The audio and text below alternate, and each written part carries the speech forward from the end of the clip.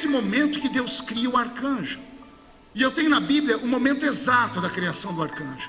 Isaías capítulo 13, capítulo 14. Deus estava no céu olhando para algum lugar, que eu tenho até medo de dizer, porque aqui é uma reunião de obreiros, eu vou deixar comigo mesmo. Porque a Bíblia diz que Lúcifer estava em algum lugar. Estava em algum lugar com o seu conservatório, seus anjos, que eu acredito que ele os ensaiava e de repente levava diante de Deus, dizendo: eu tenho uma cantata. E lá no alto do monte da congregação eles cantavam, e Deus ficava feliz, e os anjos aplaudiam. Terminavam, eles saíam dali e iam para um lugar que é um conservatório musical que Deus havia criado para eles. Nesse conservatório, nessas reuniões, um dia, de tanto ele ouvir os anjos dizerem assim: o Criador para te ouvir, você é diferente, a sua música encanta até os serafins, até os querubins param para te ouvir, os ofanins param para te ouvir. Isso foi enchendo o coração dele, e um belo dia ele disse assim: eu subirei ao céu. E quem nos revela isso é o próprio Deus. E tu dizias no seu coração: eu subirei aonde? Não ouvi. Onde ele estava? Vou deixar você pensando. Eu subirei ao céu, acima das estrelas, do trono de Deus exaltarei o meu trono, e serei semelhante ao... Qual foi o desejo dele? Serei. 1, 2, 3, serei. É preciso memorizar para vocês entenderem onde eu quero chegar. E serei. O desejo dele é ser igual a Deus, não é? Quando Deus viu isso, Deus abriu o céu, olhou para baixo, e Deus deu só um grito. Bastou um único grito. E o grito de Deus foi um nome. E o grito de Deus foi Miguel. Porque a palavra Miguel significa: quem é igual a Deus? Você não entendeu? Eu vou desenhar. Lúcifer está aqui embaixo, pastorado, né? Gritando: eu serei igual a Deus. Lá de cima Deus grita: quem é igual a Deus? Não entendeu? Vou falar de novo. Lúcifer está aqui embaixo olhando assim: eu serei igual a ele. Lá de cima vem a resposta: Miguel. Porque Miguel significa: quem é igual a mim? Quem é igual a mim? Quem é igual a mim?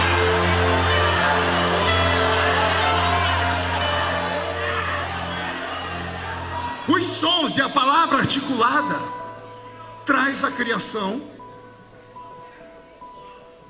do grande arcanjo Miguel. Miguel nasce em contraponto a Lúcifer. Por isso, em Apocalipse 12 nós vamos ler: e Miguel e os seus anjos travou uma batalha contra o dragão e os seus anjos, e 1/3 das estrelas caíram do céu. E aqui eu tenho uma revelação que eu quero passar para os irmãos. A Bíblia diz que no princípio criou Deus o quê?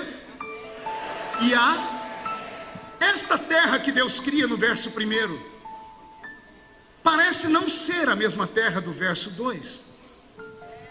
Porque no verso 1: eu criei os céus e a terra, ponto final. Isaías 45:18, Deus não fez a terra vazia. Mas no versículo 2 do Gênesis está escrito o quê? E a terra era e... O verbo era, pode olhar na sua Bíblia, ele está em itálico, a letra está deitada, pelo menos Bíblias de estudo. Significa que é um verbo transitório. No original, o verbo não é era, é tornou-se.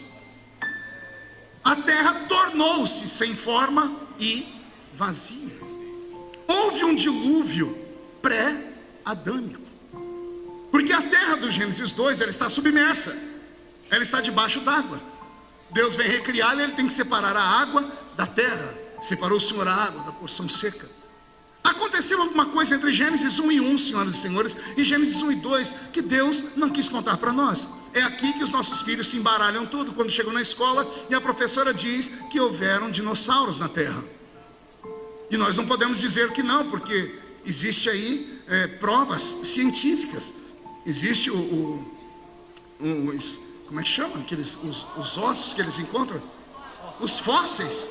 Através do carbono 14 eles conseguem catalogar inclusive a idade dos ossos. Mas em que período existiram esses seres?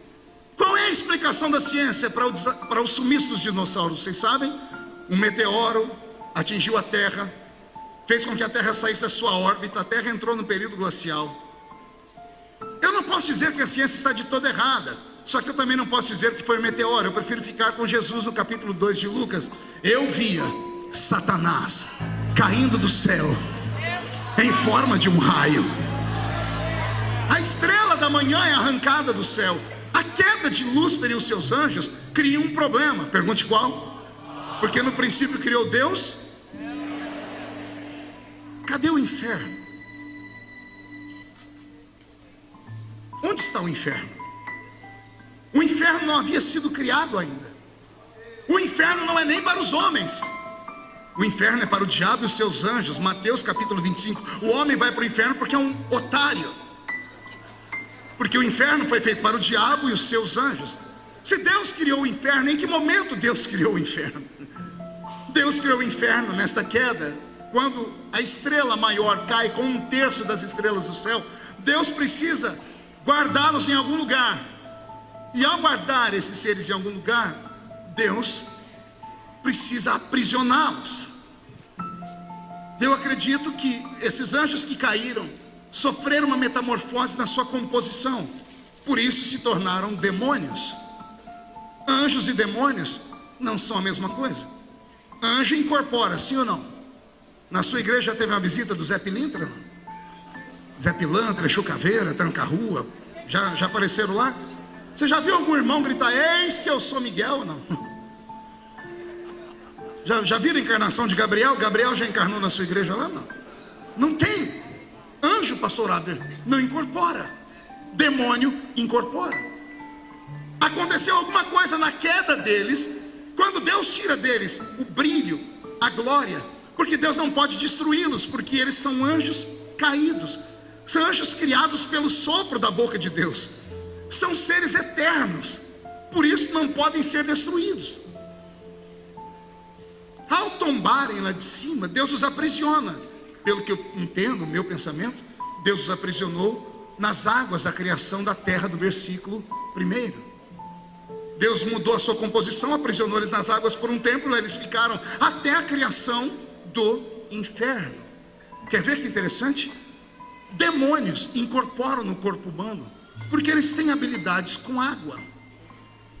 Quem lembra do endemoniado de Gadara? Jesus expulsou a legião que estava dentro do homem. A legião negociou com ele. Podemos entrar aonde? Nos porcos, porque o corpo de um animal tem água. E os porcos pularam aonde? No mar. Por que demônios incorporam? Porque 70% do nosso corpo é feito de água. O cérebro, 77% é feito de água. Deus modificou eles na sua estrutura, até que Ele criou o inferno e mandou para lá os demônios junto com Satanás. Estava Deus observando o céu e viu que houve tristeza, porque o lindo coral de Deus pecou. O céu que tinha barulho de música agora está em silêncio. A Bíblia diz em Apocalipse que houve meia hora de silêncio no céu. Se alguém conseguir calcular no tempo de Deus, fique à vontade.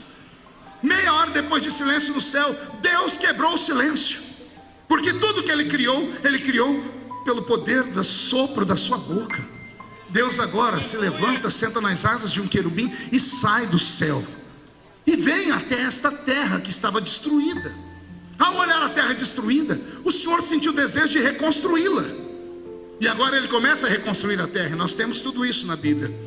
Eu encontrei, por exemplo, o Big Bang na Bíblia. Quando seu filhinho for interpelado na escola se ele acredita no Big Bang, pode falar, diga para a professora que você acredita no Big Bang, sim. Ora, o que foi o Big Bang? Uma explosão do nada que deu origem ao universo. O Big Bang está na Bíblia, eu li para vocês o versículo 3 do primeiro capítulo do livro do Gênesis. E disse Deus, haja luz, e a luz se fez. O que é essa luz? São os átomos, são os íons. A criação da matéria parte da boca do próprio Deus. Aqui está o Big Bang.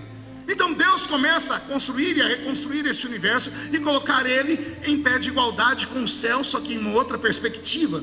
Agora observe, Deus cria a terra e quando ela está toda bela, Deus quer colocar vida nela, só que Ele não quer se arriscar, Ele não quer mais soprar pela boca dele, porque tudo que sai da boca dele não pode ser destruído. Então Deus, sentado no trono, conversa com a terra. Ele diz, terra, gere animais.